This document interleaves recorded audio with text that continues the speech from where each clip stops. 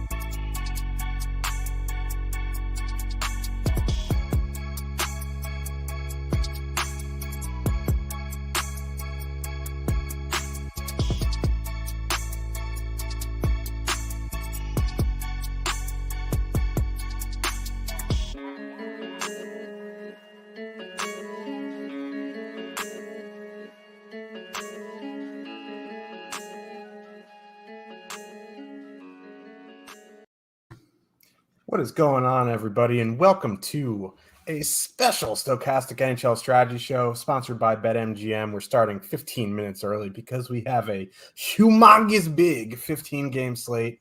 I am joined by Slim Cliffy, whose Canadian national team kicks off in 15 minutes. How are you doing today? Pretty good. Little nervous. This team hasn't been in the World Cup, the men's side anyway, since I was born. The last time they qualified was the same year I was born, so I've never got to watch the men's side play in the World Cup. I mean, has been pretty cool watching the women's side do so well over the last decade or so. Not too, upbeat about their chances here. I think we're all kind of realistic about what's going to happen, but hopefully we can get some close games, some good action. But we're here to break down 30 teams in the NHL. We're not here to break down the Canadian World Cup. This is a colossal slate, gigantic, enormous. I don't know, use the synonym that you want there. This is absolutely absurd. The NHL scheduling, I know we complain about it a little bit. Why you have 15 games on the day before American Thanksgiving when so many people are in cars or airports or airplanes or buses or whatever, and not on the actual day, I'll never know. I mean, maybe, just put a few games on American Thanksgiving, have something to go along with the NFL football games. But here we are, 15-gamer. Let's get to her. I mean, I get not having games on American Thanksgiving because of the NFL. Like, you can at least showcase some teams. Like, if you're like, hockey's not popular, put it on a holiday where, like, you're too full from food or you're too drunk to find the remote and hockey's on instead of football, and you're just going to watch it because you're like, I can't get up. My pants don't fit in. And not only that, I know not everybody has multiple TV screens and multiple, laptops and tablets and all that, but I feel like a lot of sports fans do. It's not like, this is 1986 where you just sit there with, the one tube TV and you got 15 people sitting around it. You can put on two different sports. Anyways, at least the NHLers get the day off, so good for them. Maybe some of them need it because I see there's a lot of returning players on the slate here tonight, so maybe there's a couple more days off might not hurt them. Yeah, and tonight, of course, there's a $19 qualifier on DraftKings to their live final. It was completely obvious from the start of the season that they're going to throw their smallest qualifier on the biggest slate. It is a 40 max $19. It's going to be a festival. The 19 always is. If you're in that tonight, good luck. But yeah, we should get into the slate. We came a little bit early to bring, turkey and soccer, which is classic us. But let's get into the slate. But before we do, make sure you to give us a like with all of our shows, DFS offers, giveaways, and much more. Once you subscribe, hit that notification button to get alerts when our show goes. And don't forget, we're available on podcast form, everything except for live before locks, obviously. So platform of your choice, 5-star review should be fun. Let's get into this monster slate, and hopefully we don't have to, the last minute, we're not like rushing through the games here. So first game of the night, St. Louis Blues with a 3.5 total. Heading into Buffalo, the Sabres have a 3 total. Bennington, probable. Craig Anderson started yesterday for the Sabres, so it's probably going to be Ukko-Pekka Luukkonen. Sabres went hog wild against the Canadiens last night. Tage Thompson, Alex Tuch, Jeff Skinner all had massive games. Now, 30 games back-to-back. I don't make a habit of doing it, but as we'll talk about with one team later, we are considering them. I just don't know how much Sabres I'm going to get to with this ownership. 15 game slate, 6% coming off a massive game. I feel like it's a bit chasey. And then on the flip side, on Monday, days just blend together. On Monday, on a 10-game slate, the Blues are 40% owned in some spots. Now they're coming in fairly low owned. Tarasenko's back, but Kyrou is sticking with Thomas Buchnevich. I think I like the Blues. Yeah, Vladimir Tarasenko is back. That's kind of the big news here. In practice yesterday, he was skating on a line with Brandon Saad and Ryan O'Reilly. So, fond farewell to Josh Levo. We hardly knew ye. That Tarasenko line is kind of interesting to me because, Saad and Ryan O'Reilly have been pretty good this year together. St. Louis had a little bit of a rocky start, or, after the first few games, they went on a little bit of a slide, but that Saad Ryan O'Reilly combo, 2.5 expected goals for, 3.8 actual goals for, and they've had a lot of rotation amongst their wingers. Now they're adding Vlad Tarasenko, who had a great season last year, a little bit banged up this year. I think it was an illness that was keeping him out of the lineup. But he should probably only help them offensively. And, like you said, St. Louis not really coming in with a ton of ownership. We're looking at 4% on the Buchnevich line. We're looking at about 2% on this Tarasenko and Ryan O'Reilly line. That seems pretty fine to me. And Ukko-Pekka Luukkonen, at one point, he was supposed to be the goaltender of the future. It was one of the reasons why they didn't mind letting Linus Ullmark go to Boston. But he's just not done anything. This year, 898 save percentage in the AHL. Last year, 900 save percentage in the AHL. Year before that, 888 save percentage in the AHL. Year before that, 874. He's just not progressed that well. He's still young. He's only 23 years old, but he just hasn't looked that good. So, I don't mind the Tarasenko O'Reilly SAG combo, but I think I would go to Kyrou, Buchnevich, and Thomas. Thomas and Buchnevich typically have very good numbers together, almost regardless of who's on the other wing. Jordan Kyrou has certainly come alive over the last handful of games after a kind of a tough start to the season for himself as well. Buffalo doesn't have a very good penalty kill, and that Thomas Buchnevich power play unit has actually been good for the Sabres. They might get matched up a decent, with the way the Sabres run their lines, according to our buddy at Line Matching on Twitter. They might get a bit of that Casey Middlestat line here in this game, and that's, certainly a matchup that favors them. They're reasonably cheap, not coming in with much ownership, and I think this is a pretty good matchup for a team with a 3.5 total on the road. I'm kind of with you. I think Thomas, Kyrou, and Buchnevich looking good in this game to me. Yeah. And, if you're considering playing them at 40% on a 10-game slate, at 5% or 4% on a 15-game slate, perfectly acceptable. Now, they were much cheaper the other night, and they didn't, do great, but they did have 28 DK points, which is more than 2x their salary, so I think they were fine. I think going back to them is perfectly acceptable. Let's go to the blue line. Torrey Krug expected back tonight, I believe, which means that will push Falk back to the second unit. Colton Parayko off the power play. Parayko at 4K, probably still fine. Torrey Krug, if you want to, add more to the power play there. But other than that, like on the Sabre side, maybe going back to Henry Jokiharju or Owen Power, but that's about it. Yeah, should note that there was kind of an iffy issue with Torrey Krug. They said he's going to play tonight, so don't worry about that. Not really a ton I like obviously Krug for that power play time, I think is fine. On the Buffalo side, Mattias Samuelsson did come back, and it did kind of nuke minutes. Owen Power played under 20 minutes last night, while Henry Jokiharju was up at 22. Now it was a blowout for most of the game, so maybe they're just kind of resting Power. But Jokiharju at 2,600, he's probably going to play around 20 minutes. I don't mind that price here. Maybe he can get you some block shots. Yeah. There, but honestly, this is like any of the defensemen. Yeah, there's a lot of options tonight, so these are probably all secondary options for me. Let's move on to the next one. Boston Bruins with a 3.2 total heading into Florida. The Panthers have a 3.3, all mark probable.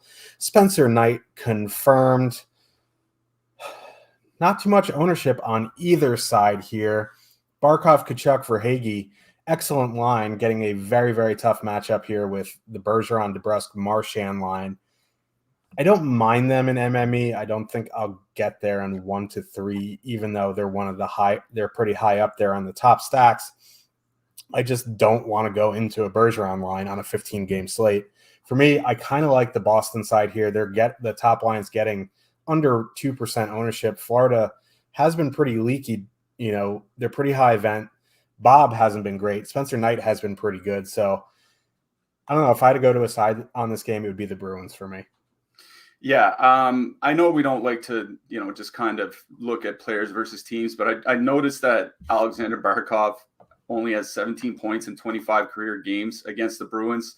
I don't think that's off the top of my head. I don't think that's quite a 60-point pace, which obviously isn't very good for him. It just speaks to how good Boston is defensively. I don't think that's a big surprise for anybody. One thing that was when I was going through this game that kind of caught me by surprise was Matt Tkachuk. His shots have really fallen off of late. His shot attempt rate has really come down a lot over his last 5-6 games. He only has 14 shots on goal in his last 5 games. This is the Boston Bruins, probably the best defensive team in the league. He's still 8,800 over on DraftKings. That feels really, really high to me. He's still over 10K, right in David Pasternak's range on FanDuel. I just think that they're being priced as if they're playing just a run-of-the-mill average NHL team, and obviously Boston's not.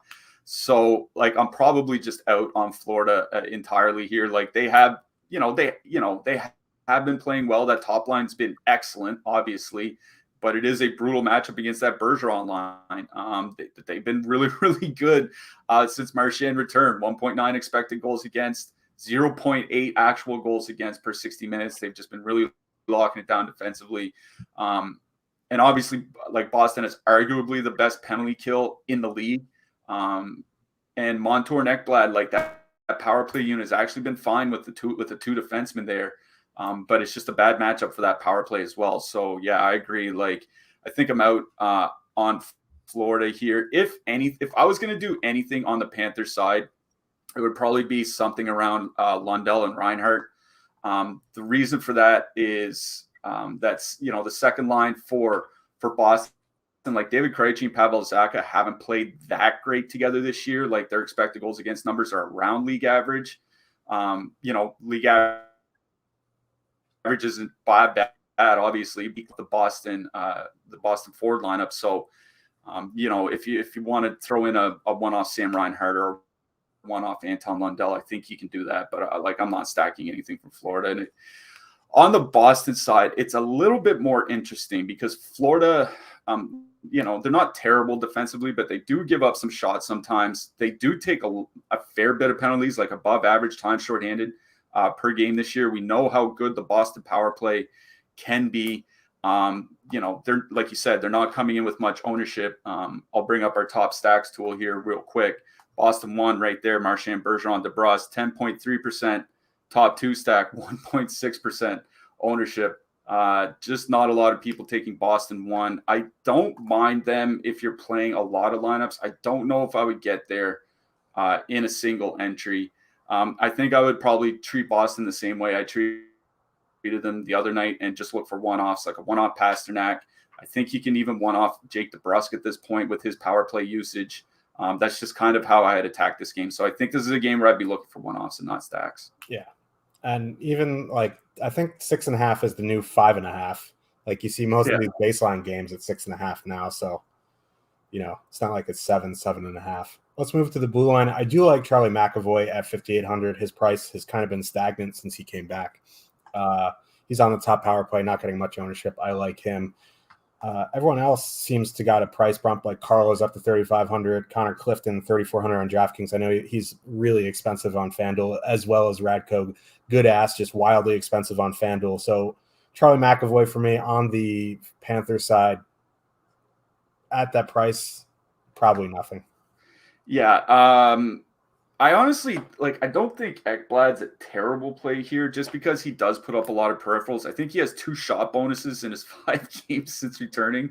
It is Boston, but, Ekblad definitely could put up some blocks as well. His price isn't extreme. He's not one of my targets for expensive defensemen, but I don't think he's not like a Seth Jones play or something like that here tonight. I just think some of the defensemen are just getting a little bit pricey. Like even Hampus Lindholm's still over 6K on DraftKings. I think that's just a bit too much. I think Matt Grzelcyk is kind of fine where he's under 4K.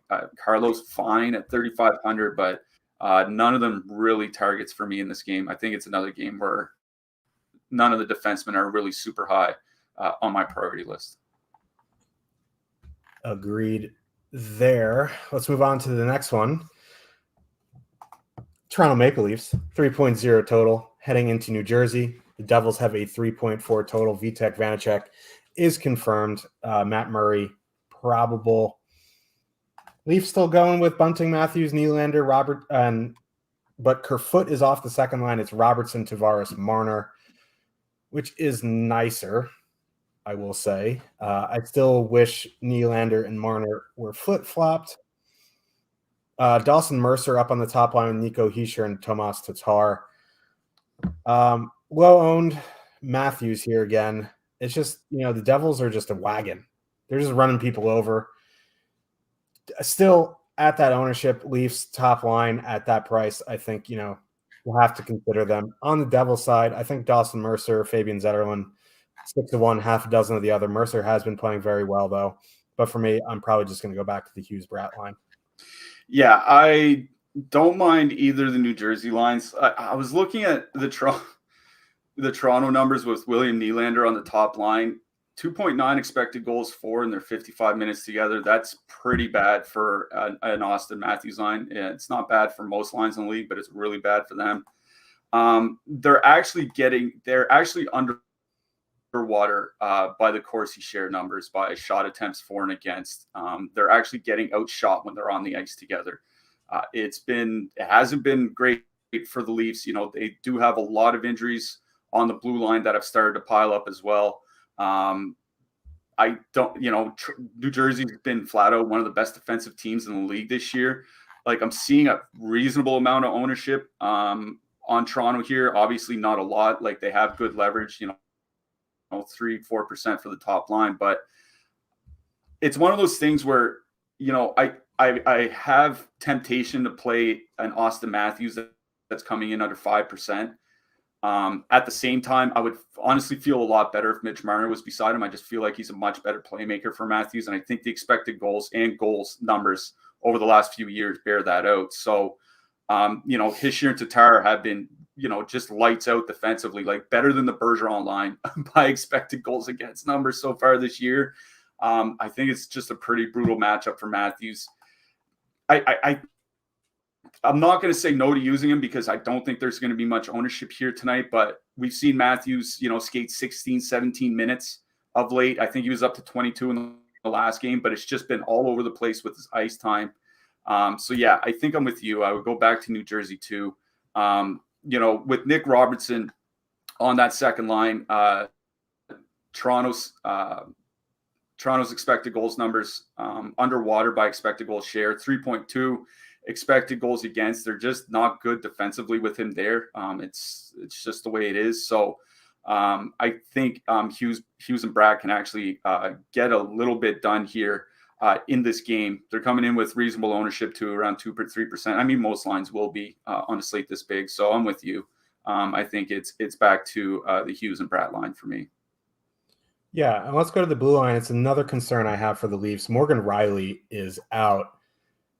So he was their best puck-moving defender. Now, we talked a little bit about it in Discord. Like maybe Sandin can fill that role, but he's going to get like a 40% minutes jump here. Can he do it? Maybe.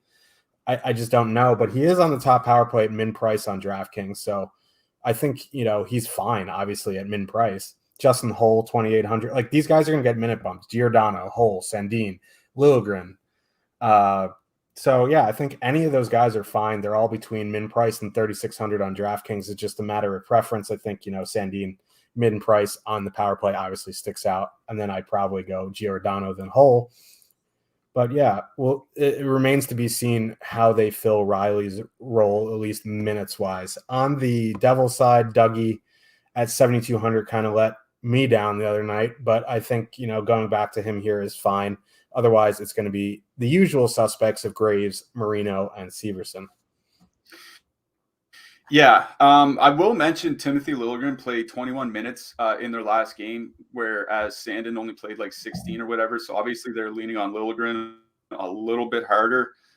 Like I don't mind him for 2,700. It's not necessarily a great power play spot here for Toronto anyway. I mean, 2,500 for a power play quarterback. Like you can't say that that's a bad play or whatever. I don't mind Liljegren expecting his minutes jump as well.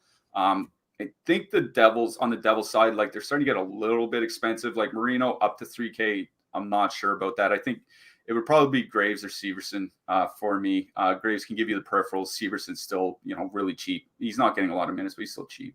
He scored last game too, but I agree. So move on to the next one. We'll find another way for the Flames to let us down. Calgary Flames, 3.2 total heading into Pittsburgh. The Penguins have a 3.4 total. Yari confirmed. Dan, I have been told it's Vladar, has been confirmed. Okay, I had a Blake Coleman one-off on Monday, and I won a lot of money, but a lot of people were using that top line. A lot of people were using some power play stuff. Got let down a lot. This is another very good power play spot. The Penguins penalty kill isn't great. Tristan Yari, I'm not a believer in at all. Flames top line not getting too much ownership. The Huberdeau, Backlund, Coleman line is surprisingly, I guess not surprisingly, like Coleman's coming off a big game. Huberdeau on the top power play. I don't mind some power play action here for the Flames. On the Penguins side, I think going to the top line here is my preferred option. I think, you can go to the second line as well. I don't really like them taking rust off the power play and putting Petrie on. Not a big fan of these three wingers, two defenseman power play units. It has been working for the Panthers. It can work. Just not a huge fan there. So I think for me, I'm just going to the top line. Yeah, I do like Pittsburgh one here tonight, just in general. They're coming in with very reasonable ownership as well. Only about 3.5% we have them on DraftKings, much lower than their top 2% by our top stacks, about 2% on FanDuel. Because the way Pittsburgh runs their lines, we've talked about it before. Thanks again for our buddy at Line Matching on Twitter. Pittsburgh sends the Crosby line out sometimes against opposing top lines, but much more against second and third lines, particularly the second line. Now, it depends which line you consider the Calgary second line, because their ice times have been real weird. Basically, since Jonathan Huberdeau returned, like Michael Backlund is leading the forwards in ice time over the last 5 or 6 games or something like that. Nazem Kadri's down to like 16, 17 minutes. Mangiapane's playing like 15. Jonathan Huberdeau's playing like 16. Like it's just a lot of weird minutes. So who knows what line they consider the second line. I'm assuming it's going to be Kadri, and that Kadri second line's been kind of leaky defensively. 2.8 expected goals against with Kadri, Mangiapane on the ice this year, 3.6 actual goals against. As you know, the Flames goaltending hasn't been very good. This iteration of the Pittsburgh top line has been pretty lights out. 3.4 expected goals with Rickard Rakell on the top line, 5.5 actual goals. Gensel and Crosby haven't been shooting a ton, but Rakell has been. So I think you're fine to just full three-man stack them here. It's not like, I know what you're saying about the power play, but the Penguins power play sucked anyways. And the Calgary penalty kill is pretty good. So it's not as if it was a great power play spot for the Penguins anyway. I just think it's a great 5-on-5 spot. Hopefully they can get a goal on the power play and luck out somehow there. But I do like Pittsburgh 1 in this game. Pittsburgh 2, not as much, but their ownership is almost non-existent, like 1%. It's just the only, like I said, it's not a great power play spot, and they only have one guy on the top power play unit. So I think it's Pittsburgh 1 for me in this game. On the Calgary side, like I said, it's tough to know where to go because they're playing all their lines relatively evenly. They're all relatively cheap, and they're all the second and third lines are all carrying some ownership because of how cheap they are and those minutes that they get. I think on the Calgary side, it's a spot where I'd be looking for one-offs, like a one-off Mangiapane. I think, you go back to Blake Coleman if you want. He's only 2,500. I think that's just fine as well. That's just kind of what I'm looking for on the Flame side. Yeah, it's just, I think it changes if or when Huberdeau goes back to the top line, but until then, it's a mess. Yep. Let's move to the blue line. Petrie now on the top power play unit does make him more interesting to me. He's 1,600 less than Letang, and he actually shoots the puck. Whether he shoots the puck on the power play remains to be seen, but at 4,700, I will take some stabs there. I guess Letang is fine. I prefer Petrie. On the Flame side, it's probably going to be Rasmus Andersson or Noah Hannafin for me. Weegar under 4K on DraftKings. I think he's okay. Yeah, there are some decent defensemen here. I think, obviously Petrie getting the PP1 minutes. He's reasonably priced. I think that's just fine. Like Noah Hannafin's still putting up a ton of peripherals. I don't mind his price of 4,900, even though he's not getting those power play minutes. If you need someone super cheap, I think Chris Tanev on DK is fine. He can definitely get you the block bonus. So that's about where I am. Yeah, I forgot to mention Tanev. Good call there. I like him as well. As we mentioned on the top, we are sponsored by BetMGM, and we have a no-brainer offer for you. Bet $10 and win $200 in free bets if any team scores a goal. That's just for marketing. It could end 0-0. You'll still get it during the World Cup. Click the link in the description or the pinned comment to sign up. Bet must be on a pregame money line. Literally, all you got to do is create a BetMGM account, bet $10, and you win 200 in free bets. Now, this is available in all states except New York, Pennsylvania, Mississippi, and Ontario. Now, also, legal sports betting launched today in Maryland. So if you're from Maryland, this offer is definitely for you because I know you don't have a BetMGM account. If you know someone in Maryland, tell your homies, text them, send a Raven. I don't know how you communicate with your friends, but let them know this is a great deal and get your $200 in free bets for the World Cup. Let's move on to the next one. Arizona Coyote night. Not really. 2.2 total for the Yotes here. Probably the lowest on the slate. Yeah, lower than the Blackhawks. They're going into Carolina. The Hurricanes have a 3.8 total. Karel Vejmelka confirmed. Probably no confirmation. Could be Antti Ranta. Could be Pyotr Kochetkov, who they're calling Coochie for whatever reason. I don't think their PR guy really understands the meaning behind that. Anyway, Carolina night is here. One of the only lines in double digits or a double-digit ownership player. Sebastian Aho getting double digits in projected ownership. Stefan Nason back on power play 1 here. Seth Jarvis back to power play 2. So I think that puts Carolina 1 back into play as a full line stack. They will be more, one of the more chalky lines on a 15-game slate, but nothing egregious. So I think it's fine. You want to one-off Svechnikov, add him in, do what you want to do. That's fine. For me, on the outside, like, yeah, if you want to play Clayton Keller and Nick Schmaltz, like, this isn't the slate to try it. Like, if you're down to your 150th lineup and they happen to organically get in there, then so be it. But I'm out on the Coyotes. What are you seeing? Yeah.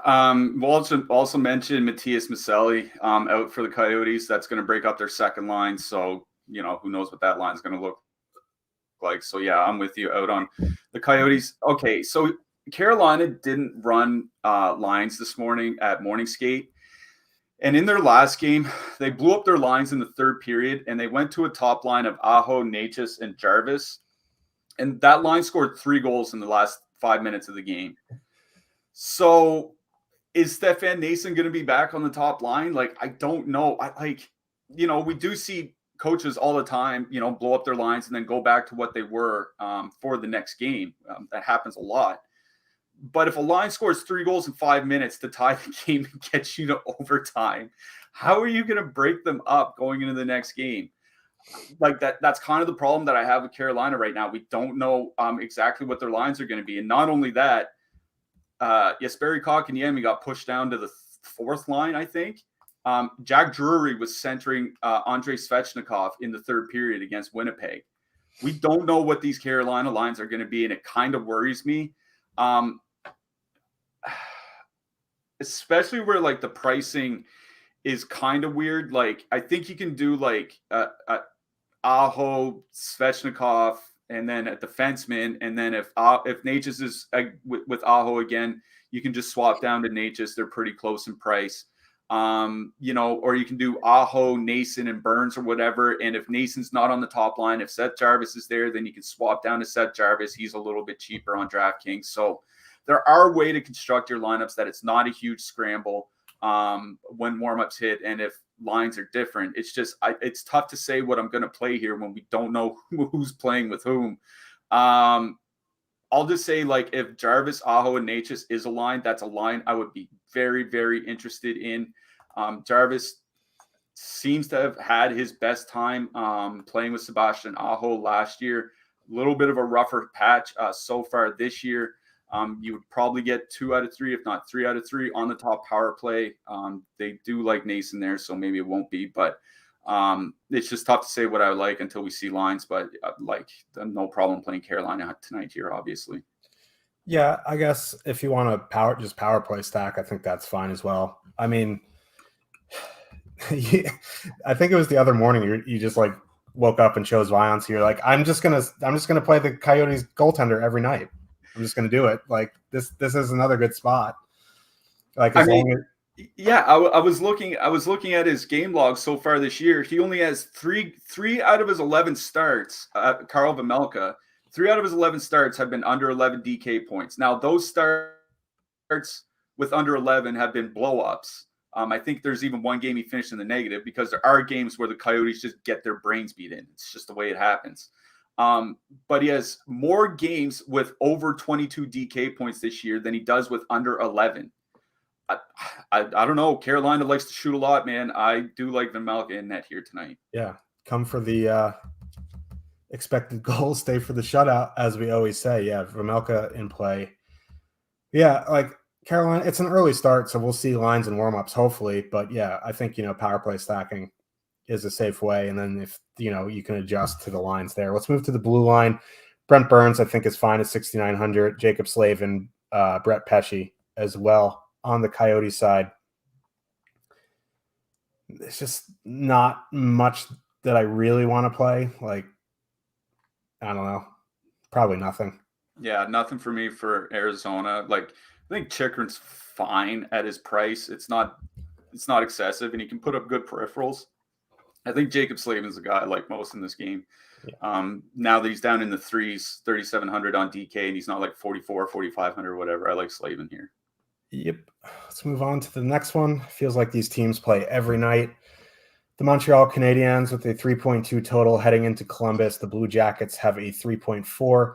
Montreal back-to-back on the road, so probably Samuel Montembeault after Jake Allen gave up 7 for the first time in his career. Joonas Korpisalo confirmed for the Blue Jackets. Now, we don't see overwhelmingly chalk on the Blue Jackets. Their top line is getting ownership, though. This is a very good spot for Jenner and Gaudreau. I'm not a huge fan of Nyquist up there. I wish it was Ken Johnson. I wish it was Emil Bemstrom even. I think you can go to that first line. I think you can possibly, like, the second and third lines are super cheap and you can use them as fillers. I honestly don't know what to do with the Canadiens because they do have a large road total and the Blue Jackets are just awful defensively. So what are you doing in this game? Yeah, I don't mind Montreal 1 here. Caulfield, Suzuki, and Doc. Obviously, they play 5-on-5 together. They play on the power play together.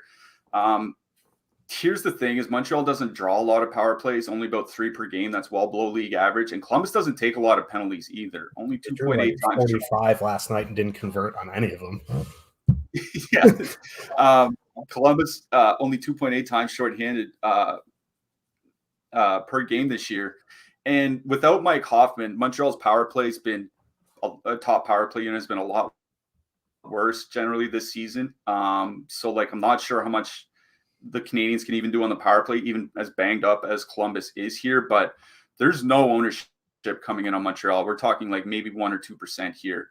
And I think they're perfectly fine basically in any format. Like I know Montreal is not a great team, but Columbus isn't either. And they have a lot of injuries on that blue line. So I do like Montreal 1 here, especially where Jenner and Nyquist historically have not been very good defensively together, like north of 3 expected goals against, close to 5 actual goals against in their minutes together over the last couple seasons. Gaudreau might help offensively a little bit. I don't know if he helps defensively. So I do like Montreal 1 here. As for the rest, I think it's just picking one-offs. I don't know if there's another line I would stack in this game. One-off Josh Anderson, I think is fine. I think one-off, Sean Monahan is fine on that power play. One-off Kent Johnson is fine, but I think for me, it's either stack Montreal 1 or just pick one-offs. Yeah. And I don't know, like, I don't know much about Marcus Bjork, so I don't want to just throw him completely under the bus. He kind of feels just like Chris Weidman to me on the power play. He's better, but like for 4,400, I want a little bit better of a discount. So like, I agree. Like, I just don't like these 5-on-5 lines for the Blue Jackets. Now, maybe they mix them up before the game and, Ken Johnson's up on the top line or Benstrom's there. But yeah, I kind of agree. One-offs, 2-mans. I think Jenner Gaudreau is a nice 2-man. I think that's fine. Let's move to the blue line. Mike Matheson did run that top power play unit last night. I think he's still fine at 4,200. That's about it on that side. Again, like Marcus Bjork, like I guess is fine because, Montreal's penalty kill isn't great. But for me, like I'll probably go to like Gavrikov at 4,100. Even Eric Branson at 3,100 is still fine because he plays a ton of minutes. Andrew Peak, 3,900.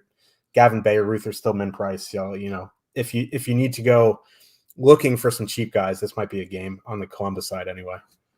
Yeah, I do like Matheson at 4,200. He's probably the only Montreal guy that I would really target. On the Columbus side, it's probably Gavrikov because of all the minutes that he's playing. It's him and Goodbranson leading the way since the injury is like 24, 25 minutes a game. So for me, it's probably either Gavrikov if you have a little bit more salary, and if you don't, you need to pay down, then it's Goodbranson. So let's move on to the next one, the Winnipeg Jets. They 2.7 total heading into Minnesota. The Wild have a 3.2 total. Connor Hellebuck, Philip Gustafsson confirmed. Like Jets running back status quo here. I think there was an injury, or Adam Lowry didn't skate this morning, but he's expected to play. On the Wild side, it's still Stam Steel between Kaprizov and Zuccarello, Greenway with Gaudreau and Boldy, Duhaime or Duhameen or whatever it is, Joe Eriksson, Ek, Foligno on that third line. They'll probably see a fair bit of that Scheifele line.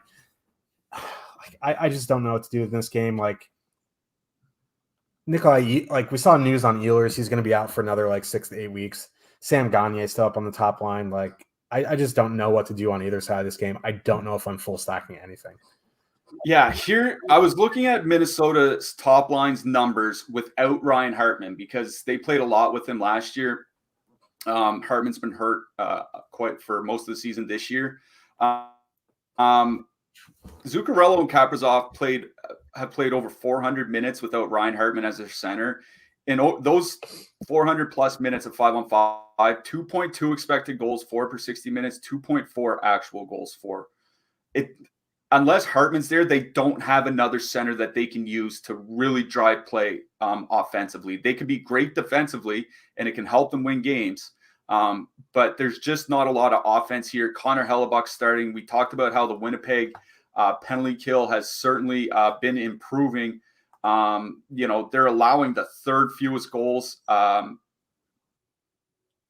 against on the penalty kill of any team in the league so far this year. Sixth fewest shots.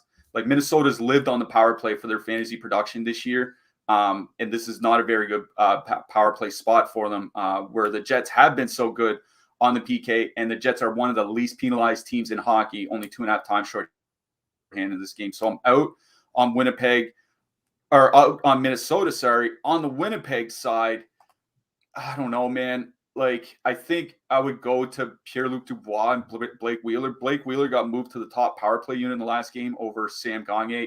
Who knows if that actually lasts, but I think Wheeler's cheap enough where you can kind of take that chance. That line's been fine, 2.8 expected goals for and against per 60 minutes. The Minnesota Wild have been a lot better defensively over the last month. So there's just not a lot that I like in this game. If anything, it would be Pierre-Luc Dubois and Blake Wheeler as a two-man. But other than that, I don't think I'm stacking anything. Yeah, and as you mentioned, the Wild don't have a center to fill that role on the top line. I think Joel Eriksson Ek would fill that role. I just don't think they want to use him in that role because he is an elite shutdown center. Yeah, there's just no one else in the rest of the line. Yeah. So, Sam Steele, top line center, when he couldn't even make the fourth line on the Ducks last year, which was one of the worst teams in hockey. So, what are we doing here? I don't know. Blue line, Josh Morrissey. Hello, darkness, my old friend. You don't play him, he burns you. You play him, he burns you. You just get burned by Josh Morrissey. So I think he's fine at 5,200, though. Brendan Dillon as a punt. Nate Schmidt as a punt. On the blue side, Alex Goligoski, who's a right winger on DraftKings. Top power play unit, min price. Could be an interesting game theory play. Spurgeon, Brodin, Dumba as well. Yeah, I mean, it's the same thing with Rasmus Sandin. It's like, I'll never say no to a 2,500 top power play QB. The fact that he's listed at the West Wing on DraftKings is pretty funny. Like I said, it's not a good power play spot for him, but at his price, perfectly acceptable to use. Other than him, the only guy that's really kind of catching my eye is Jonas Brodin. 23 minutes, 24 minutes a game, and he can get you the block bonus on DK, and his price has come down a lot over the last 10 days, so don't mind Brodin either. Yep. Let's move on to the next one that, isn't flex till 7:30, but it's at 7. Finally the Wings have a good team, and they go back to 7. I don't want to go off on a tangent. Nashville Predators, 3.2 total. Going into Detroit, the Red Wings have a 3.3. Kevin Lankinen confirmed for the Predators. Ville Husso probable for the Wings. This was a game where I was kind of going to be like, don't really love too much here. Lankinen changes things a bit for me. I know Saros hasn't been great, but he has been better than Lankinen. The Wings top line fully correlated on the power play, Kubalik, Larkin, Perron. You're not getting excessive ownership. I like them tonight. That second line I'll let you talk about, Kopp and Raymond have been shooting the lights out. On the Predator side, I just don't think I'm full stacking anything. If anything, I'm probably just going to go back to Yossi. I did see them. The one thing I will say about the Preds, though, at the beginning of last game, they went back to their old power play units of Forsberg, Granlund, Duchesne, Rijo, and Yossi. So they took Juuso Parsinen off the top power play and put Duchesne on. And so, if you want to do some power play stuff there, I think Duchesne at 4,300 is a decent one-off. But for me, on the Preds, I'm probably just going to play Yossi. I'm more interested in the wing side. Yeah, I'm going to start with Detroit's second line because Germ in chat was asking about Tyler Bertuzzi and Detroit 2 here. What I brought up in our Discord was in 9 games so far, in the last 9 games, Andrew Kopp and Lucas Raymond have combined for 36 shot attempts. That is 4 shot attempts between them per game, or 2 each. 2 shot attempts each per game over the last 9 games. That's absolutely nothing. Defensemen there are a lot of defensemen that do way better than that. Like Kopp and Raymond just haven't played well together this year. 2.2 expected goals for, 3.5 against in their minutes together, 1.9 actual goals for, 4.3 against. They're getting trounced. I like Tyler Bertuzzi. His price has come down a lot, but I think it actually reflects his situation. That line sucks. I'm sorry.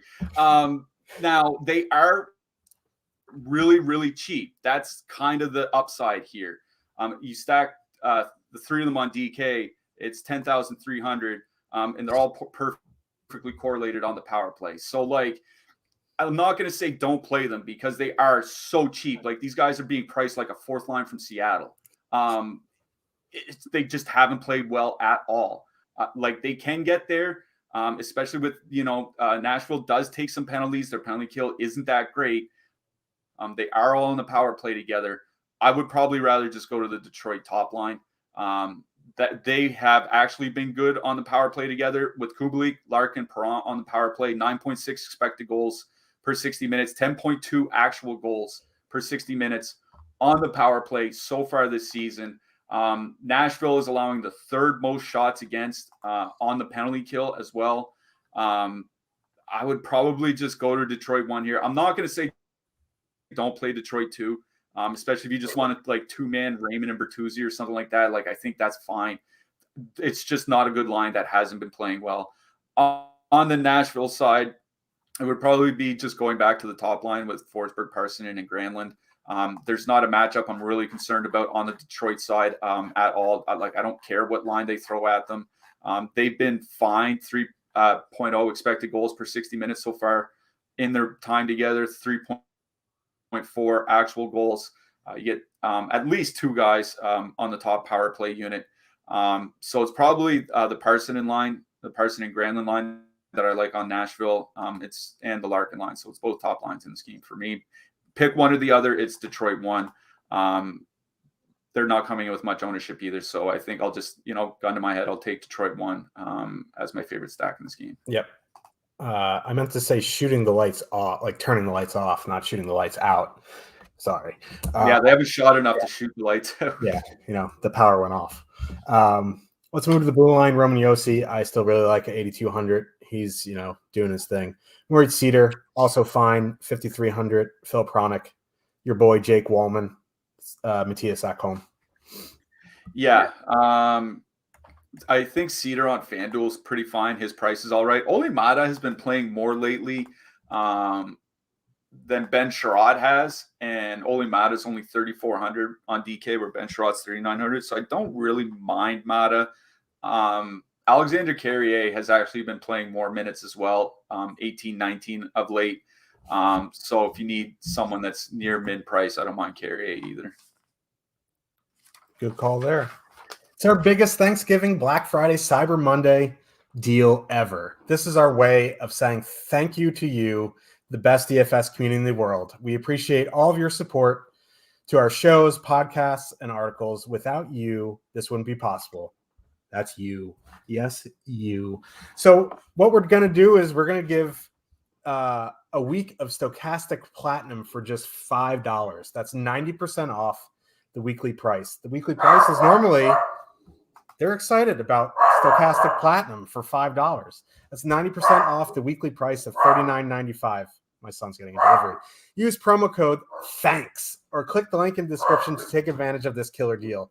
This deal won't be around for very long, so take advantage now. Deal runs from November 21st to 28th. Get you everything. So for $5. And it's a thank you very much. I keep clicking the wrong buttons. My mistake. We self-produce. And Cliffy's on the sticks because I have no idea what I'm doing. So $5. Thank you. Let's move on to the next one. Edmonton Oilers, 2.9 total. Heading into the island.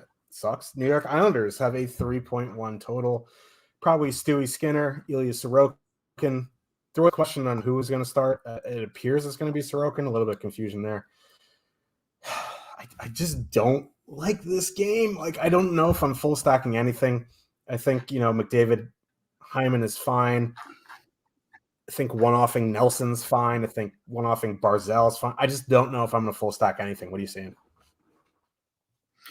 Yeah, I don't mind the Islanders second line here, Lee, Nelson, Beauvillier. They do allow a lot defensively, but they are generating 3 expected goals per 60 minutes so far this year, scoring 4.2 actual goals. Nelson's skating like 19 minutes a game. Beauvillier's price is pretty cheap. The top power play unit has been generating a lot of late, and like 130 shot attempts per 60 minutes, which is just obscene, on a power play. They're only shooting 11%, so it's kept the actual goals down a little bit. But Nelson and Lee both on the top power play. Edmonton takes a lot of penalties, 4.1 times shorthanded per game this season.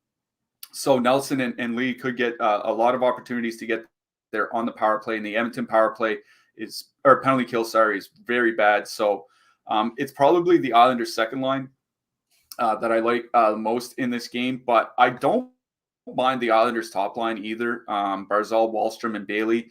It's just they're coming in with a lot of ownership, 3 to 4%, which that's not a lot for considering all the games that we have, but it is pretty high for a line that doesn't have tremendous upside. Wahlstrom plays like 11 minutes. Josh Bailey gets thrown all around the lineup. Matt Barzal doesn't really shoot a lot, so you're really, do they get there when there are 30 teams playing? I don't know. I think it's the Islanders second line I like for me.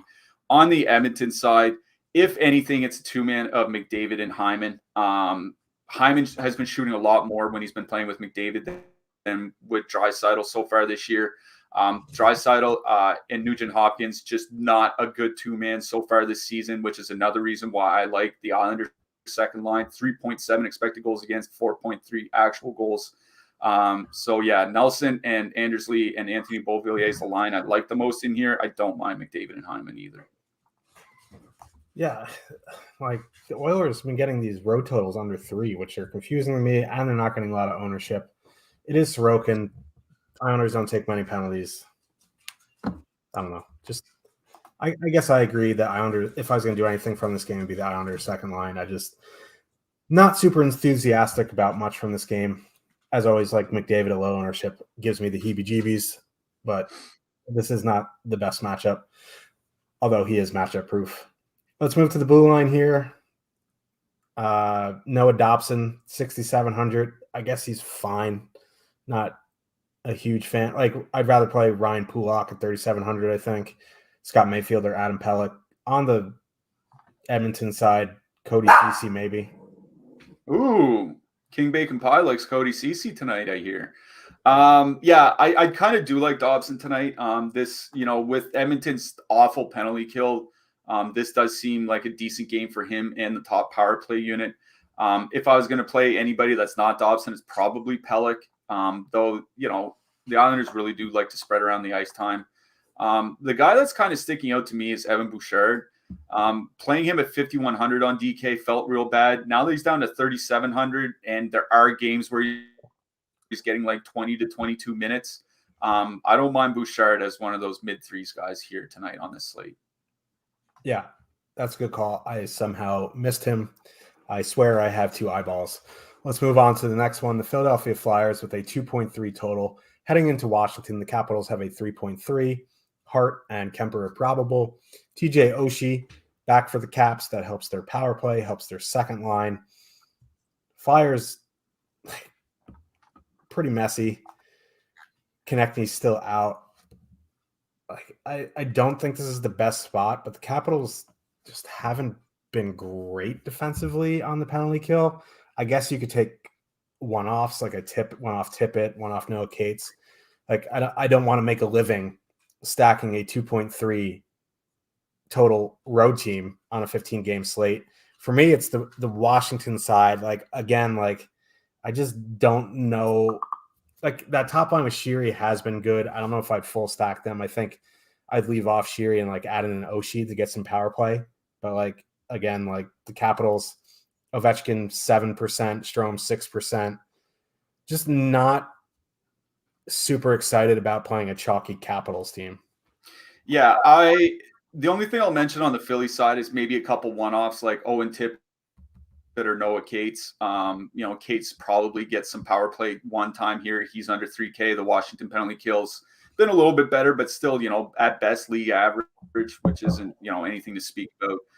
Owen Tippett, he's been the guy that's been shooting a lot for this team basically all season long, so I don't mind him, but I'm not stacking anything from the Flyer side. On the Washington side, Oshie's back, and he's on the top power play unit, but when I looked at the units and I saw Ovechkin on the top unit, but Kuznetsov on the second unit, that kind of raised an eyebrow to me.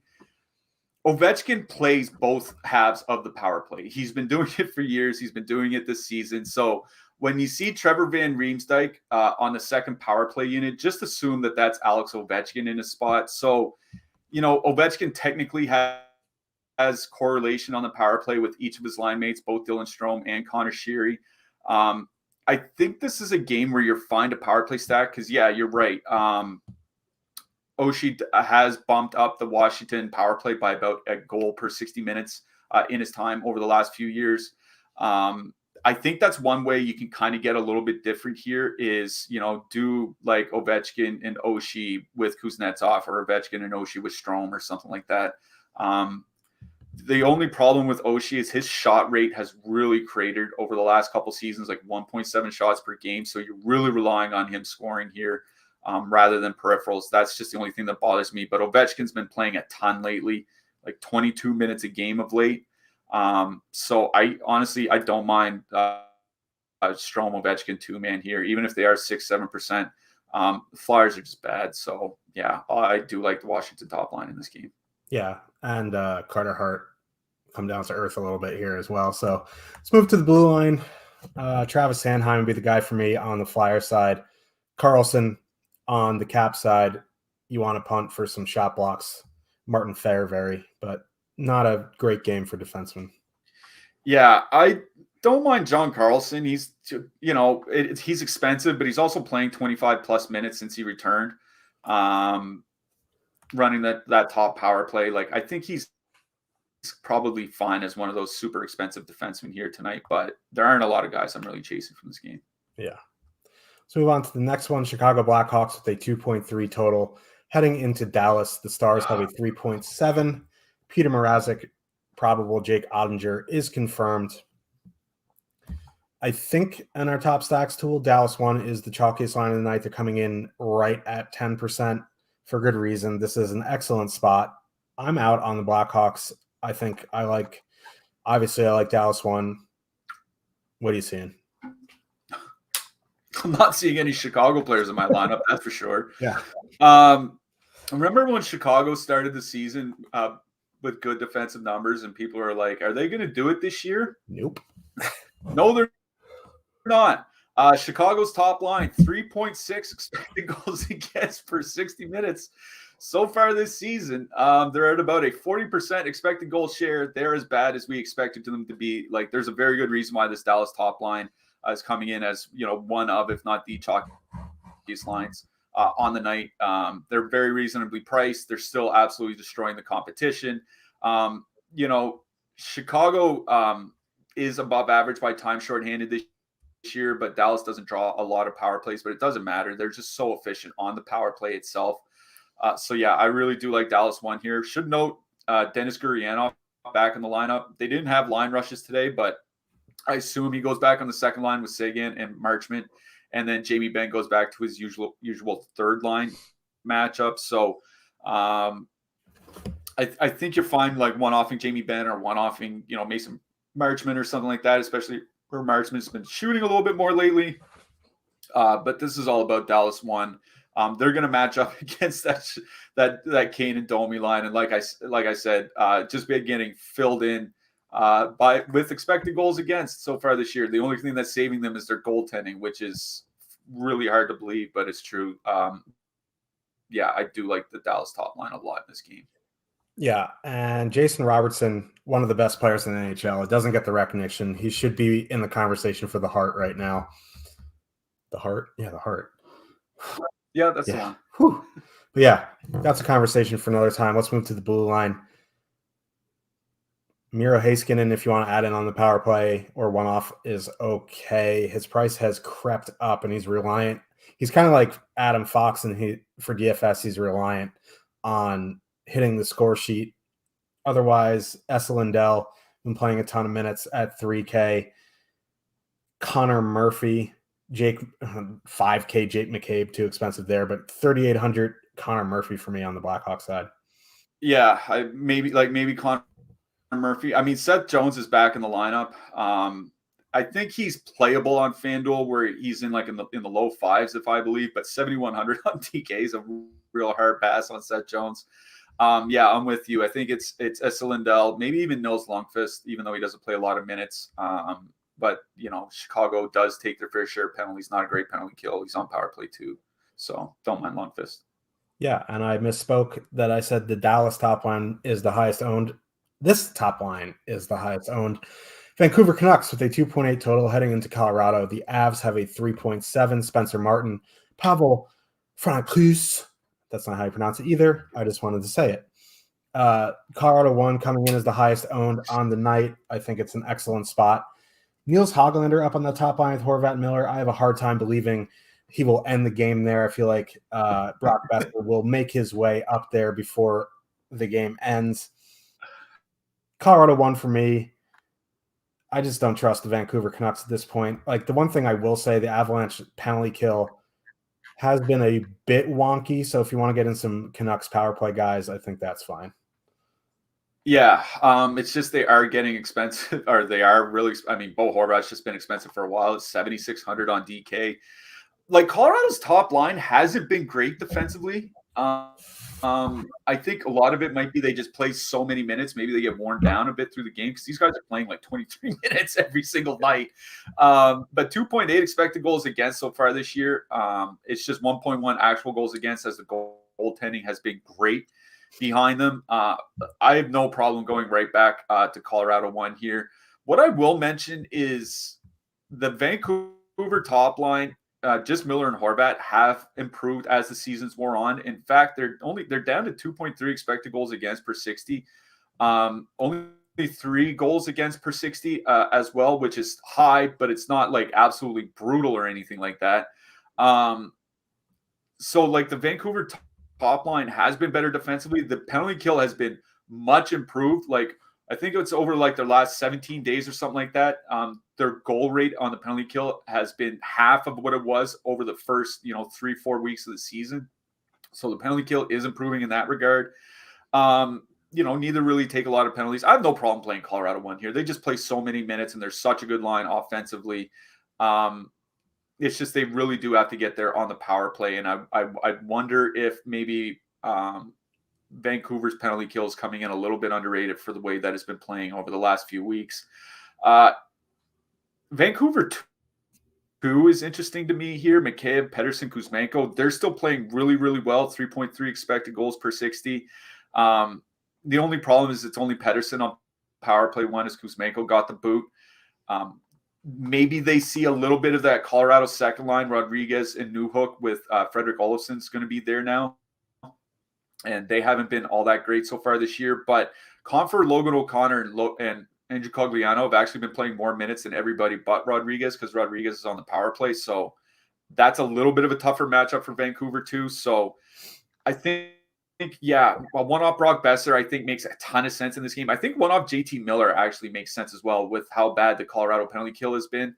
I think it's just one-offs for me from the Canucks, and obviously Colorado 1, no problem playing that. Yeah, the Vancouver Canucks penalty kill might be a bit underrated, but their goaltending is just bad. They've just been flat out bad. So yeah, Colorado 1 firmly in play. It's just a matter of your price tolerance.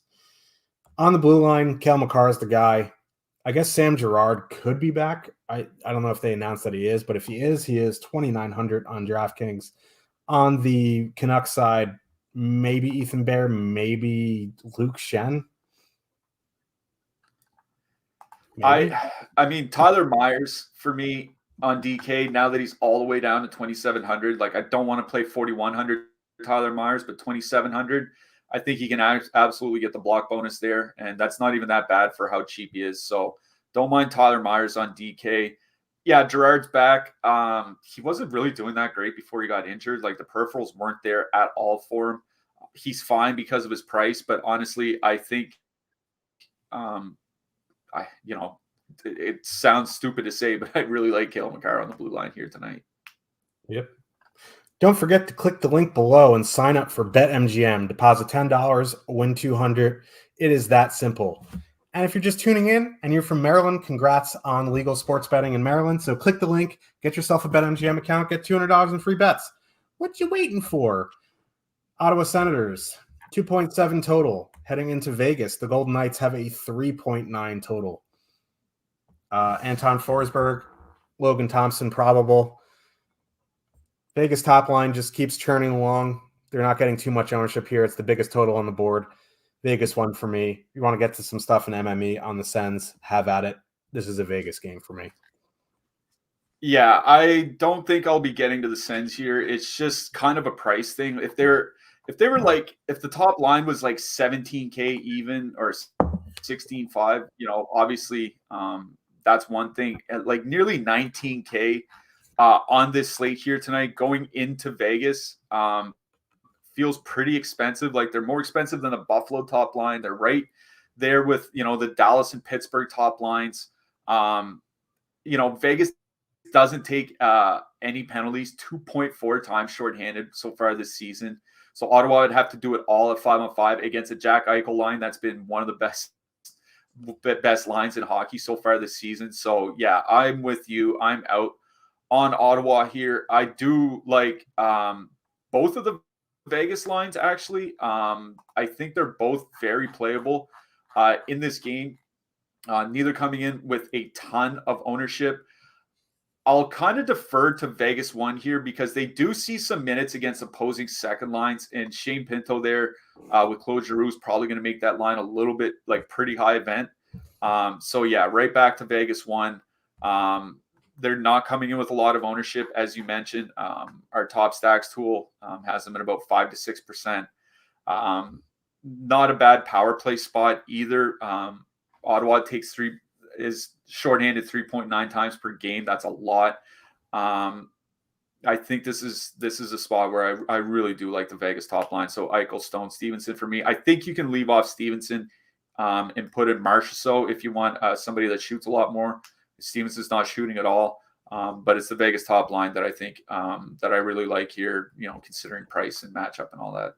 Yep, and let's move to the blue line. Tomas Chabot is back. I guess as a one-off at 5,500, it's not bad if you're in that range. But for me, Artem Zub up on that top pair with Chabot. He's still min-priced on DraftKings. So Zub for me. Pietrangelo coming off a big game. He is the power play quarterback. 7,400. I think he's fine to add in. Otherwise, maybe Braden McNabb. I will say Alec Martinez just continues to block shots. Yeah, I like Zub a lot. That guy has over 200 blocks in 137 career games. Played 22 minutes in his last game, 21 minutes on the game before. I think he's the $2,500 guy here on the slate tonight on DK. Is Alex Pietrangelo just keeps doing it. I don't know if he's going to do it again, but I think he kind of fits in. He's not quite in the Cale Makar range for me, but I think he's fine here tonight. But I think it's Zub that I like best on the blue line. Yep, I agree. Let's move on to the next one, New York Rangers. My New York Rangers, 3.3 total, heading into Anaheim. Short drive from Los Angeles, although it probably took 3.5 hours on the 5. Ducks have a 2.7 total, probably Halak, probably Gibson. You want to go to that Ducks top line without Igor? I guess that's fine. They're getting about 4% ownership. Terry's been shooting the puck a bunch. Zegers has been shooting more. For me, I like the Rangers side here. Ducks are a mess defensively. Their penalty kill's awful. Rangers have an elite power play. Back-to-back on the road doesn't bother me here. Like, it does a little bit. It's a 15-game slate. They're back-to-back on the road. But a power play reliant team against a very bad penalty kill is a recipe for me having them in their lineup. Yeah. Anaheim has been using the top line more against opposing top lines of late. That's not something they did earlier in the season, but they've done it in their last couple home games. So I'm assuming we see Henrik Zegers and Terry out against Kreider, Zibanejad, and VC. Those two lines have actually been pretty good defensively this year, like each of the top lines for these two teams. It's just once you get past that Anaheim top line, it is a catastrophe. 150 minutes together for Ryan Strome and Frank Petrano, 3.7 expected goals against per 60 minutes. Panarin and Trocheck haven't been elite offensively or anything like that so far this season, but they've been pretty good. Anaheim has an awful penalty kill. Anaheim also, a little bit above average in time shorthanded per game. It's Panarin and Trocheck that I like most here. I think you're fine throwing Chris Kreider to make it a power play stack, throwing Zibanejad, something like that. Panarin and Trocheck is what I like most here. It's either of the Rangers' top two lines. I think they're all in play. Like I don't know why they're not coming in with more ownership against arguably the worst defensive team in hockey. Sorry, but Panarin and Trocheck is what I'm focusing on. Yeah, just to add in on that, like if you're power play stacking the Avs, I guess like going to the kids line against Max Jones, Mason McTavish, and Brett Leeson is also fine. But yeah, the power play guys is where I'm concentrating. Let's move to the blue line. Adam Fox up to 7K. Like I just don't know if I want to pay that price on DraftKings. You can. This is a very good power play spot. I'd rather go to Challenger Miller or Jacob Trouba. On the Ducks side, like Ken Fowler's price hasn't moved, so I think I'm fine with him. Yeah, Fowler. I think Simon Benoit is playable. The problem is like I think he's just a worse Artem Zub, like at 2,500. So I think I'd rather just play Zub. Don't mind Fox in this game. That, like I said, that Anaheim penalty kill is atrocious. Maybe he can get there in this one. Last game of the night, San Jose Sharks, 2.6 total. Heading into Seattle, the Kraken have a 3.3. Capo Kakinen confirmed. Party Marty, Senior, Fiesta, Martin Jones, probable. You want to go back to the Sharks top line? Like, this isn't the best spot to do it. I guess the one thing you would say is it's Marty Jones in net, but he has been great recently. If anything, going back to McCann, Eberle, Beniers. Yeah, I agree with you on that Eberle and Beniers line. They've been kind of low event, but Eberle's been shooting a lot more of late, and they're going to see that Couture matchup, and that line's been – their defensive numbers have been sliding over the last few games. I wonder if they're not as good as they showed in their first few games together. So, Eberle, McCann, and Beniers is the line I like most in Seattle. Nothing for me on the San Jose side. It's just not really a great matchup. Seattle doesn't take a ton of penalties. Their penalty kill's good, not great, but good. You're really relying on just the goaltending letting them down. And what do you know? Party Marty Jones has actually been pretty good for them. So, yeah, I agree with you. It's the Eberle line that I like the most in this game. Real quick on the blue line, Vinny Dunn, 4,100, plays like 9,000 minutes, never leaves the ice. I guess he's fine. Really, he's been playing like 25 plus, and that's fine for 4,100. Mario Ferraro will be the guy for shot blocks. Yeah, and I'll just add him Adam Larson because he's been playing like 25 minutes a game as well. He can definitely get that block bonus, and he's actually can do something offensively. So I don't mind him in the mid threes either. Coming up right after us at the top of the hour in 3.5 minutes, the No House Advantage Thursday Night Football with Emac and Jeff. And then the No House Advantage Thursday Night NBA at 3:30 with Terry and Gundacker. Who you liking in net tonight? On DraftKings, I mean, we'll see who starts for Boston. I prefer Allmark, but I like whoever starts for Boston on DK. I like Ilya Sorokin on DraftKings as well. Over on FanDuel, Jonas Korpisalo and Philip Gustafson are both pretty cheap. So I like them over on FanDuel. And King Karl Vejmelka, doesn't matter to the site, also like him as well. I will add Connor Hellebuck, 7,300 against the Wild. I am interested in as well. Who are you liking for the old hat trick? My client, Brock Nelson. I am going with my guy for the heart, Jason Robertson. All right. I like it. J-Rob, let's do it, buddy. So for some Cliffy, I'm your host, Josh Harris. We'll be back, on Friday. I'll be in California, but I'm not missing any shows because I love you guys. Good luck, everybody, tonight, and have a happy Thanksgiving for all of our American followers, and good luck, everybody.